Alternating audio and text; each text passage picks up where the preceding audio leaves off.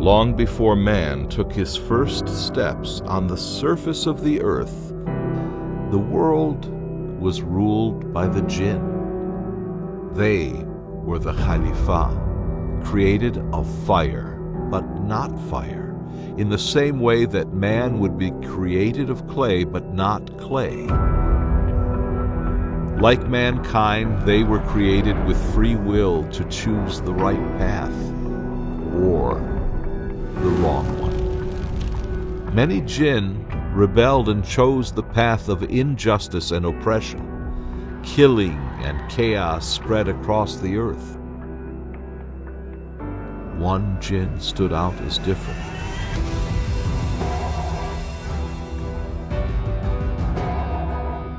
And he was given a place among the angels. He was Iblees. When the situation on earth became too dire, Allah sent an army of angels to destroy the evil jinn. It is disputed whether this army was led by Iblis himself, or whether due to his piety Iblis was brought before Allah at the end of the battle. What the Quran supports, however, is that he was a jinn raised among the ranks of Allah's closest angels. Of all the creatures of Allah who were kept close to Allah, Iblis alone had the power to choose between good and evil. With the defeat of the jinn, Iblis saw an opening for himself to become Khalifa over the world.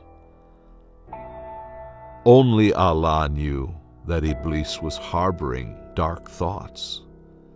Allah's laws meant he would not punish Iblis for thoughts alone, but only for his actions. He would be tested. The test came in an unexpected form.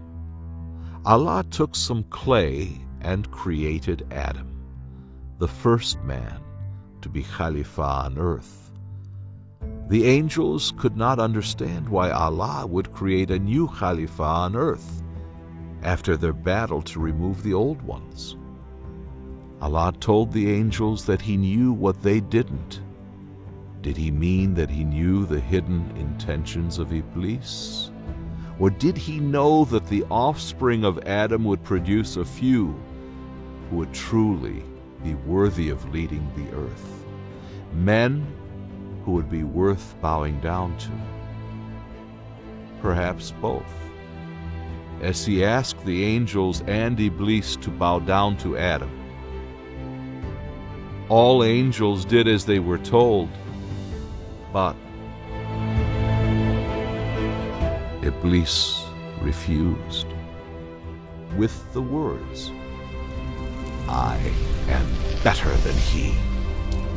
Thou did create me from fire and him from clay."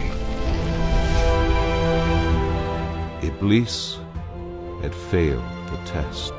He had openly disobeyed Allah, and his dark intentions were exposed for all to see.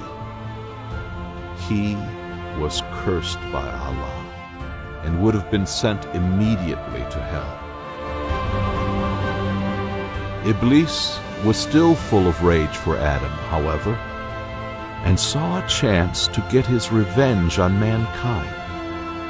He asked for a respite and long life, so that he could test man as he had been tested, lead man astray, and prove them no better than he.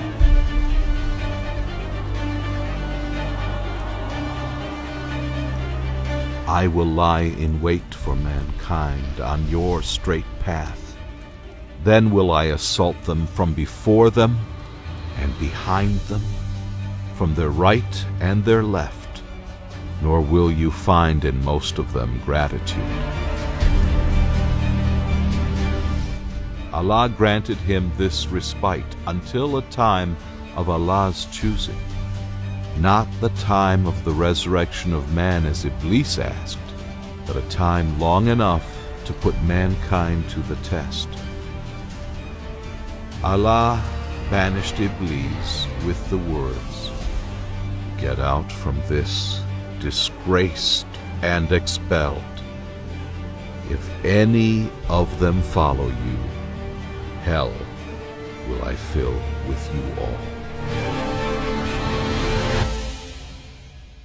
Allah would banish any man who failed the test, to reside in hell alongside Iblis. Allah had confidence in mankind, however. Confidence that there would be many among the race of man who Iblis could not corrupt.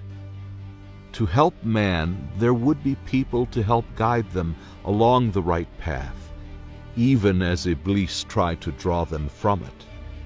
This would ultimately converge in the final battle between Iblis and the last of the guides, the promised one, Imam Mahdi.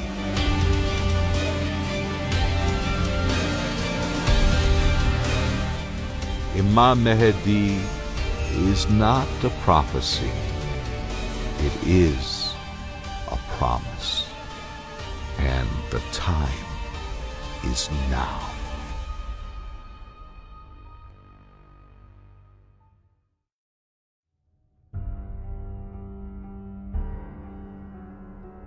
The subject of this documentary film is unique. On one side is Iblis, a virtually immortal creature made from smokeless fire, a jinn driven by thousands of years of bitterness, hatred, pride, and anger. On the other side is the perfect human, appointed by Allah to guide us and help us, the legendary 12th Imam, Imam Mahdi, the master of our time, anticipated by billions and awaited for centuries. Foretold and promised by the Prophet himself in many authentic hadith. Disbelieving in the Mahdi is like disbelief in the last and final prophet, Prophet Muhammad. May peace and blessings of Allah be upon him and his pure progeny. In what is perhaps one of the most relevant hadith for all times, the Holy Prophet says, "Whosoever dies without recognizing the Imam of his time dies the death of the Jahiliyyah." But before we discuss this, let us discuss the harbinger of darkness, Iblis. Allah and his beloved Prophet have warned us against this formidable enemy. Imagine an enemy so powerful that he can't be seen by humans, and yet he can whisper and suggest directly to the deepest part of your soul.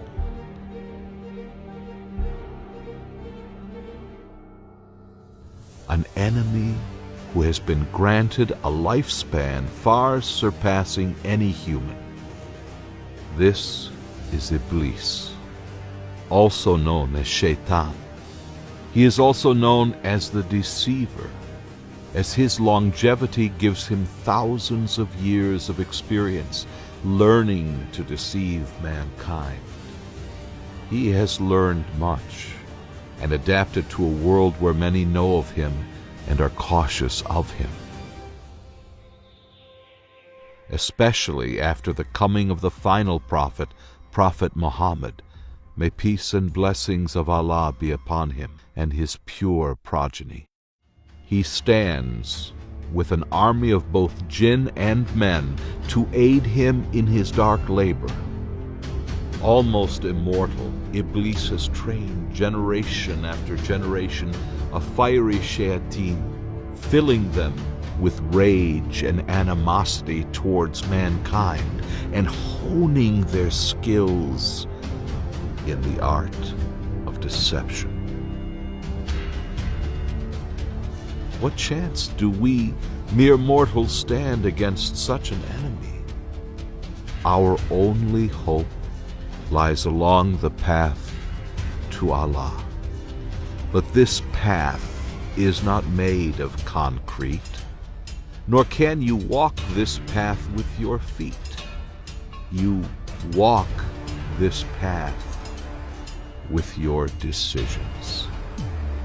The path has to be lived. You cannot see the path, but you can follow someone who is on that path.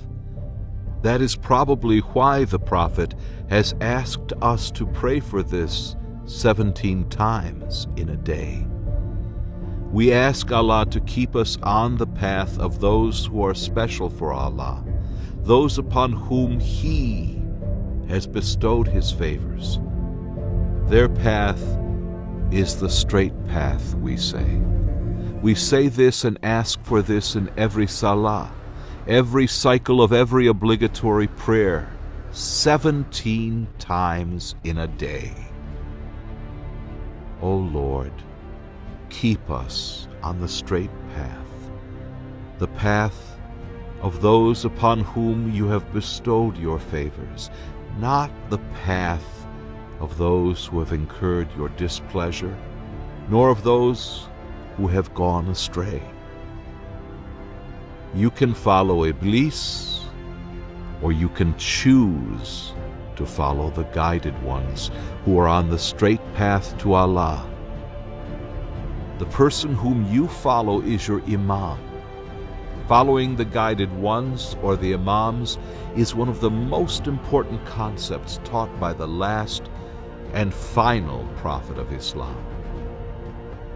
It is so important that the Prophet has emphasized it in his hadith that is accepted to be true by all Muslim schools of thought.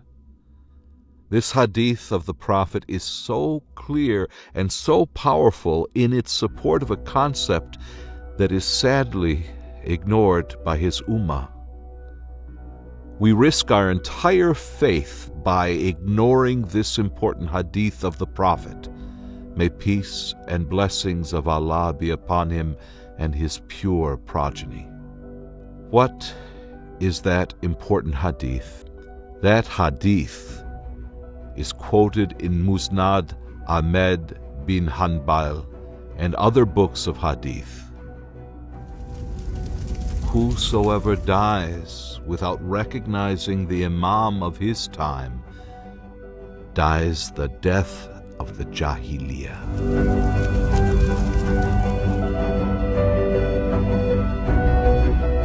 What this universally accepted hadith clearly says is that every age has an Imam, and if you don't know or recognize the Imam of your age, then you die the death of the days of the Jahiliyyah. What is the death of the days of the Jahiliyyah? Jahiliyyah is the era before the Prophet, an era of paganism and disbelief. If we don't recognize the Imam of our age, we will die the death of that era, the death of a disbeliever. Yes, the death of a disbeliever. Our entire faith and future depends on knowing and recognizing the Imam. So, who is the Imam of our age, your age, my age? Whom should we follow? To follow a person, the person needs to share the same time as you. We can follow the teachings of a guide from the past, but we can't follow the guide. The Imam of your age naturally shares the same time as you and lives in your age. That is why he is called the Imam of your age after all. In each age, Iblis takes the fight to the Imam. In the time of Adam, he fought Adam. In the time of Ibrahim, it was he the Iblis fought, as Ibrahim was both prophet and imam. Even today, we stone the shaitan at Mina as part of the Hajj rituals. Iblis plots against the imam, and in so doing, he plots against you. There is a constant struggle between the imam who wants to guide you along the path to paradise and Iblis, who uses his skills to trick and deceive until you are unwilling or unable to follow the imam. Iblis wants you to find yourself confined for eternity within the blazing fires of hell. The first target of Iblis is to draw you away from the imam. It comes as no surprise that only a mere 72 stood with Imam Hussein, imam of his time, while the majority of the Muslim Ummah stood with the ruler of the time, Yazid the Accursed. This teaches us that the imam of our time is not necessarily the ruler of our time. The weapon of the imam is truth, to show the mirages and deceptions of Iblis for what they truly are. He clears the storms of deception, allowing us once more to find the path, and strives for harmony in the home and in society at large. He works at a macro and micro level, uniting mankind where Iblis tries to tear us apart. Who can we look to now to guide us through the falsehoods? We must know him in order to follow him. The Prophet gave us details to help identify the imams. The Prophet said, "Islam shall neither pass away nor be deviated while there are my 12 successors from my nation in it. All of them will be from Quraysh. When the last of them passes away, the hour will be established, and the earth will be destroyed with all its inhabitants."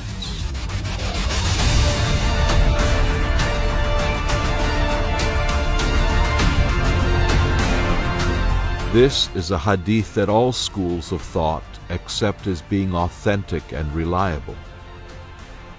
In other hadith, he has even named the 12 successors, and yet, in other hadith, he has named only a couple of successors, like this hadith, where the Prophet says,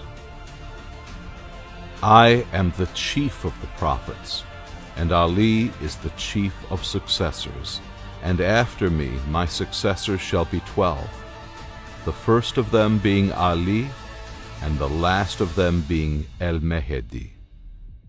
Imam Ali has said, "Every year has the night of power, the Laylatul Qadr, and in this night the affairs of the entire year are sent down.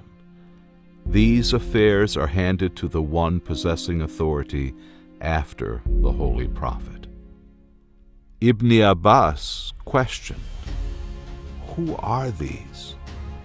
Imam Ali answered, "I and 11 imams from my progeny." All Muslims agree that from the time after the Prophet until the day of the raising, there will be 12 imams. This is promised by the truthful Prophet of Allah, Prophet Muhammad.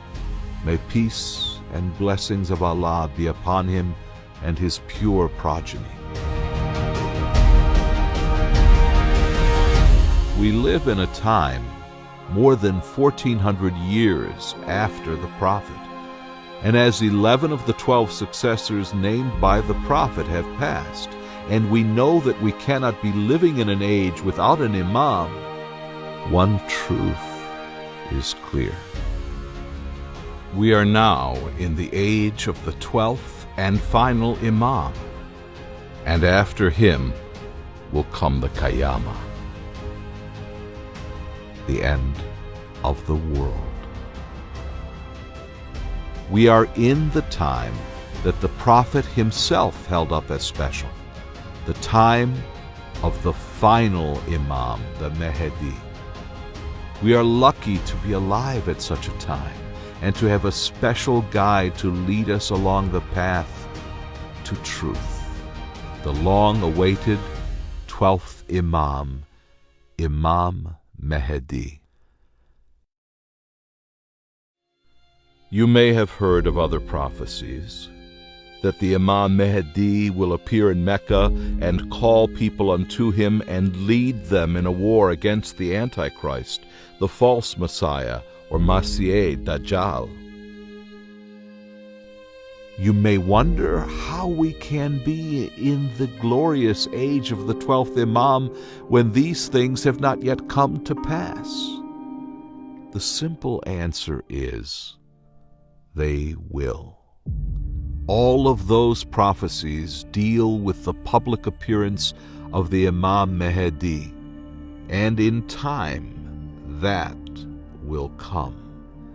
Imam Mahdi exists as the Imam of our age, but has not yet appeared publicly. In the battle against Iblees, on the brink of the final reckoning, tactics and timing are everything. Imam Mahdi works with stealth and keeps his headquarters concealed.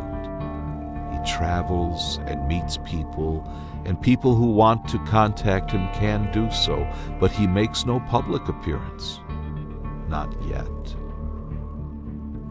For he is fighting a grand war against the ancient deceiver, and after him there are no imams, just Qiyamah. Iblis fears the Mahdi as he has never feared any imam before. Iblis has long consolidated his power, yet knows he is not truly immortal. He knows he will die, and he knows that it is the Mahdi will finish him. Iblis rightly fears the 12th Imam. What do we know of the Mahdi, who can cause even the most powerful enemy, Iblis, to feel such fear? We look again to the words of the prophet. Allah will make Ruhullah Isa, son of Maryam, to descend and pray behind Imam al-Mahdi, and the earth will be illuminated by his radiance, and his power will reach to the east and the west. In another hadith he said, Mahdi is from my progeny and from the children of Fatima. Fatima Zahra told her son Hussein, when I give birth to you, the prophet came to see me. He took you in his hands and said to me, O Fatima, take your Hussein and know that he is the father of 9 imams. From his descendants will appear righteous leaders, among whom the 9th will be the Qa'im. Qa'im is another title of the Mahdi. It means the one who rises. The promise made by the prophet is true, as always. Imam Mahdi has a long life, and we know that until he makes a public appearance, the world will not end. But when he does, he will fill the earth with truth and justice. where it was filled with cruelty and oppression. When that time comes, it will be the happiest for mankind. We live in a time of great excitement. We are in the time of preparation for the appearance of the Mahdi, a time where relationships are built. We can all prepare alongside the Mahdi for the time of his golden rule. As he prepares for his appearance, we can ensure that we establish and strengthen our connection with him, so that we stand ready when he calls us publicly to come to him. Imam Mahdi is now on a journey no less special than the journey of Karbala made by Imam Hussein. Will you join the 12th and final Imam in his journey, or will you ignore this journey as most Muslims did at the time of Imam Hussein? The end game may not have begun, but the pieces are moving into position, and we must ensure we end up in the right place. Iblis knows this and is more active than ever, trying every trick he has learned to outmaneuver the Imam and delay his appearance. Iblis can sense the final battle approaching. He has crafted some of his most sophisticated deceptions to fool us into following him and to distract the plans of the Imam. Iblis knows that if the Imam and his supporters can defeat Dajjal in the final battle, this will also be the end for Iblis. The two armies start to gather. Dajjal and Iblis are joined by others from the jinn world. Imam Mahdi stands on the other side, along with the good jinn, for he is an imam over the jinn as much as he is over man. Two great armies facing off, both knowing war is coming, both waiting for the first move. We will play our part too, and must find ourselves on the right side. The war will come. The battle will rage. And at the end, Imam Mahdi will stand victorious. All those who stand against the Imam will be vanquished. The evil jinn and even Iblis himself, the outcast, will be banished to suffer in hell forever. The end of the war and the conquest over Iblis will usher in a new era for the world. Imam Mahdi's rule will be a triumph of true, peaceful, unadulterated Islam. Gone will be the fiery jinn whispering in our ears, enticing our souls to sin. Sin may still exist, but overall, there will be peace, justice, and tranquility. There will be no Iblis to cloud our vision, and we will see only the truth. There are many hadith and prophecies which tell of the wonder of this golden age of the Ummah of the Prophet. That is the future. For now, Iblis is among us, and so is our Imam. Even though he has not yet made his public appearance, this is a historic time, and we are part of the struggle and must unite to create the conditions for his public appearance. The first step is to build connections, to feel the Imam's presence in the world, and to make him feel yours. Salam, or sending your salutations to him, is an excellent way to build this connection with him. In your salutations, you can address him by any of his titles, as in Ya Imam Mahdi or Ya Sahib al-Zaman, meaning O Master of the Time. You can address him also as Ya Baqiyatullah, which means O that which remains with Allah and is preserved by Allah, for Allah has indeed preserved this last Imam, who is the pride of mankind. The other 11 Imams before him have taught the etiquette for sending special salutations to the Mahdi. A touch on the forehead when mentioning his name is a mark of respect.